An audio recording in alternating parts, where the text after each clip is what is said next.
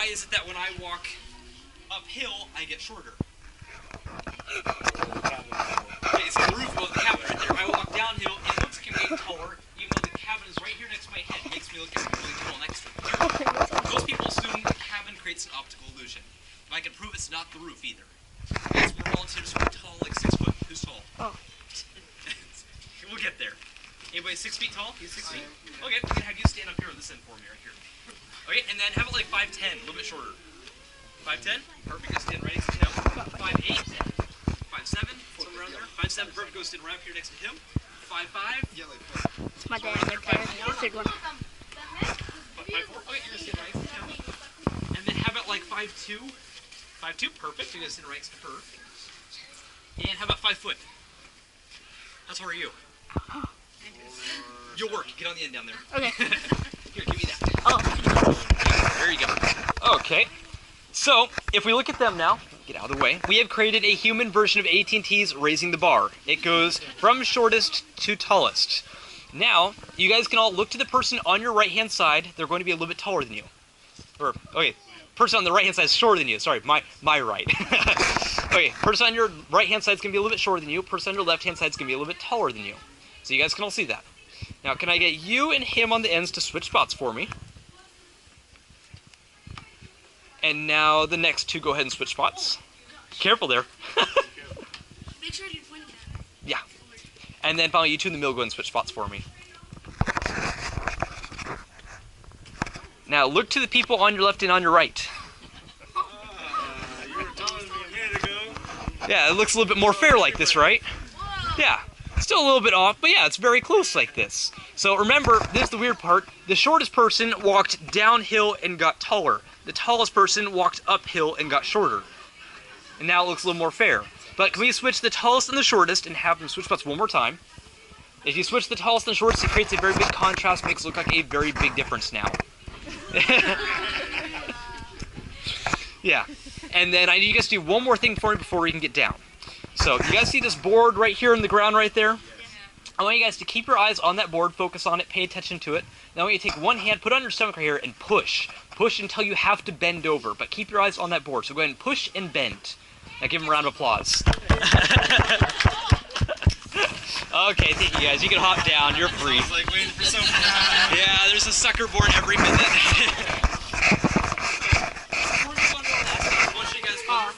Actually, I want you guys one other thing too. I need one more person that hasn't done anything yet today. Oh. Want to try something? Here, come stand over here. There you go. I'm going to come stand over here and here. So, I want you to look this way, at the fence, and I want you to look straight and see where your eyes hit the fence. I'm going to move this level up. I want you to tell me to stop when it's at your eye level, okay? So tell me when to stop. Right here?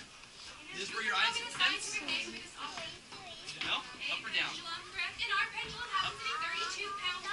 Here. Okay, so go and come right over here. Oh, careful there, watch your step. You got that right on. You hear your eyes just perfect. But the weird thing is, you walked uphill and you didn't get any taller. Thank you very much. Give a round of applause. Try one more.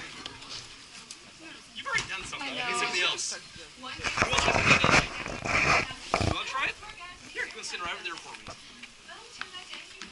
Okay, it's the same thing. Tell me when to stop so I hit your eyes. Oh, careful there. Watch your step. Okay, tell me when. Here? Yeah, you got even shorter one. But, thank you very much. Go ahead and hop down. Give a round of applause.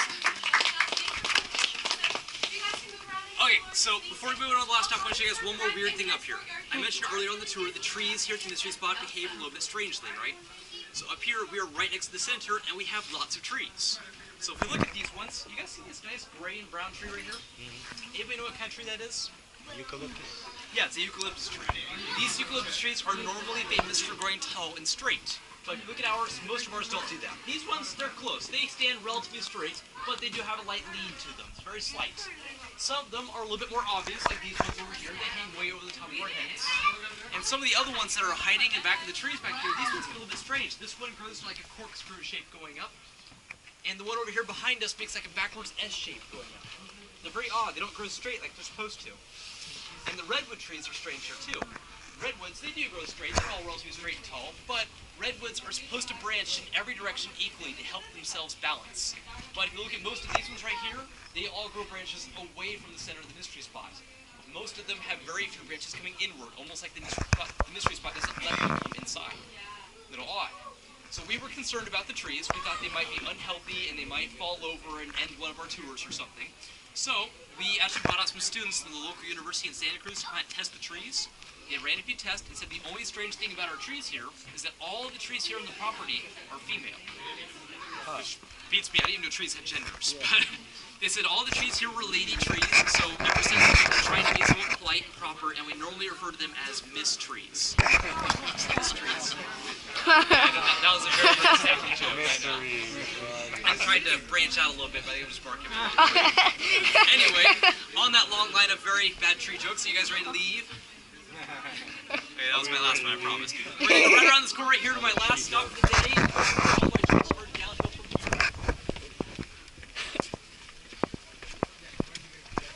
You guys think these jokes are bad? Remember, I have to tell them like 5 times a day.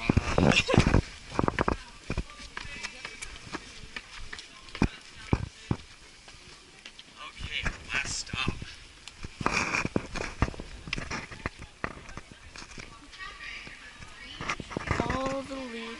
All the things are going out. That's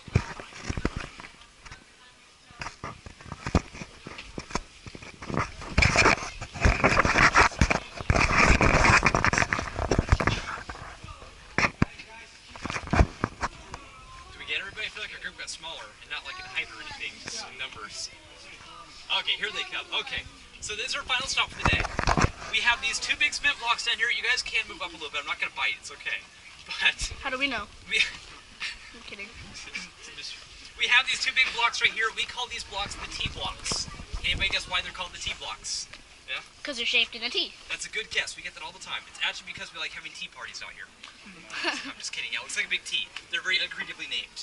But this big T right here was again placed here to be completely flat and level, so you could come out here and put a tripod on it and get a proper view of the hill and the angle. But, of course, they're not level anymore, like everything else. Something happened in 1989, made them crooked. Hey, guess what? Earthquake. Yeah, Loma Prieta. Shook our hillside, put a nice little crack right down through the middle right here.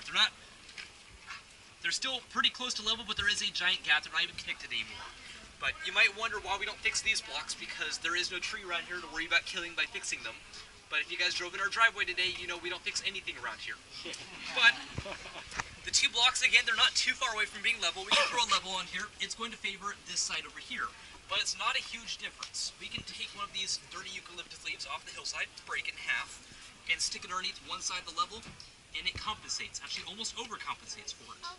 So, from one side to the other, it's a very small difference, only about a 1/16 of an inch right there. So, over the length of the whole block, it comes out to this side being somewhere between 1/4 and a 1/2 inch taller than this side. So it is higher over here, but not by much. But we can still have some fun with it. I'm gonna need some more volunteers. I need 2 people that haven't done anything yet today.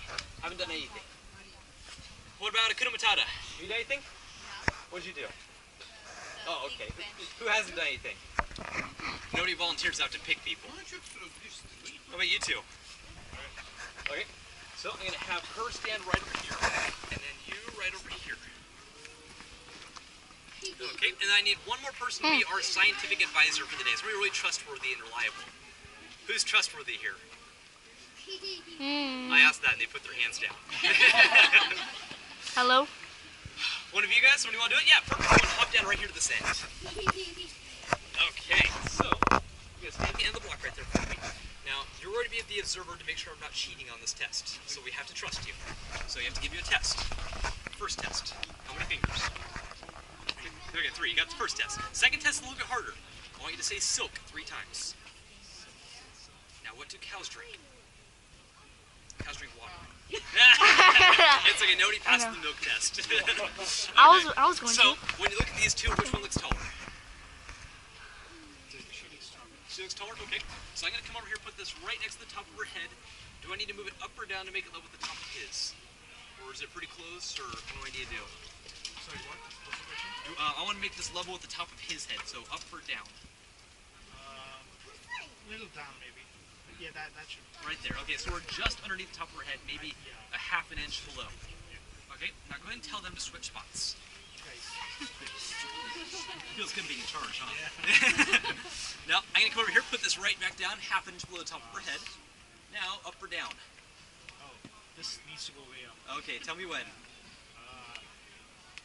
Alright, that's it. Here? Yeah. Okay, so she lost a solid, like, 5 or 6 inches walking over here. And she only went downhill half an inch. Doesn't quite measure up. Just like your jokes. Huh? Just like your jokes. Yeah. I know they just keep going downhill, I know. But thank you guys very much. You can hop down. Yeah, it's a little bit strange. You grow freaking weird. I like him. I like that dude. But you're free. Thank you. You can tip him. But this is a very important part of the tour. I have good news and I have bad news. This is the last demonstration. Good news is you're almost done listening to my horrible jokes. So this is again the most important part. How many of you guys want to know what is really going on here at the mystery spot? I don't. A lot of us, yeah. So again, I would also like to know. Truth is, we have no idea what's going on here at the mystery spot. If we knew what was going on here, we wouldn't call it the mystery spot. We'd call it the solved spot. But of course, if we call it the solved spot, I have to go out and get a real job. So we have a couple of theories why things are so strange here, but nobody really knows for sure. Our first theory: right up above our heads, there is a hole in the ozone layer. And from that hole, a different wavelength of light is coming down to us than anywhere else. Now, don't bother looking, you can't see it, but it's almost like when you take a glass of water, stick a straw inside, it makes the straw look bent, even when it's straight. It creates a light refraction, maybe an optical illusion. It's possible, but we have lots of trees around us right here, and the sun's not even overhead. So I don't think it's a problem. Second theory: about a mile below our feet, there's a giant pocket of lava. And that pocket of lava has started spinning in the opposite direction as the Earth's core. And it has created a gravitational vortex. Now that vortex is so strong, it can pull buildings off their foundations, make them slide down hills, and even bend trees over away from where they normally stand. Yeah, it's possible. Third theory, we call the Santa Cruz theory. About 100 years ago, there was an earthquake, shook our hillside right here, and put a crack right down below our feet in a fault line. And from that crack, a very mysterious gas has been leaking out of it ever since.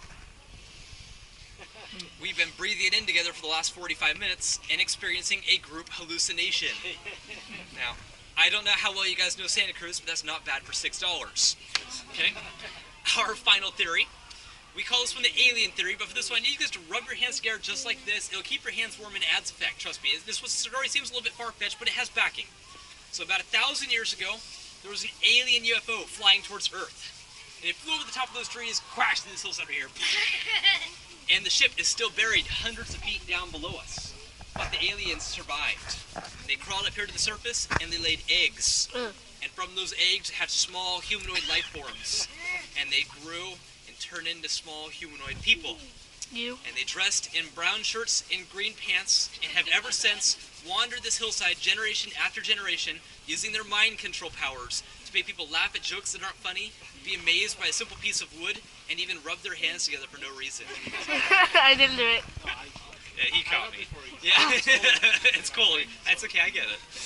But, again, I'll let you guys choose which theory you think is correct. Your guess is as good as mine, but personally I prefer the last one. Visit the gift shop. But, before I let you guys go today, I have a pop quiz. What is my name? I think I heard it. Shane. Shane, yes, you got it. Okay, so since you guys passed the test, I have a small gift to give all of you from my heart to you. Anybody guess what that gift might be? Your blood. My blood. Me should go home. Bumper stickers. Yes, we have our famous mystery spot bumper stickers. These are very important. These are not just bumper stickers. This is 90% of our advertising budget. But these are good for everything. Here you go. Here, she can have one too. There you go. They are good for everything. They stick to your dog, your cat, your brother, or your sister, even your car. If you do not have a car, there's a whole parking lot full of them down there. I appreciate it. But on that note, again, I hope you guys had a good time. If you thought it was a good tour, again, my name was Shane. If you thought it was a horrible tour, you can tell everybody my name was Ralph. But you guys are now free to go. I hope you guys have an experience today. Once you step right down the hill, if you trip and you roll, you will not roll back up. But here you go.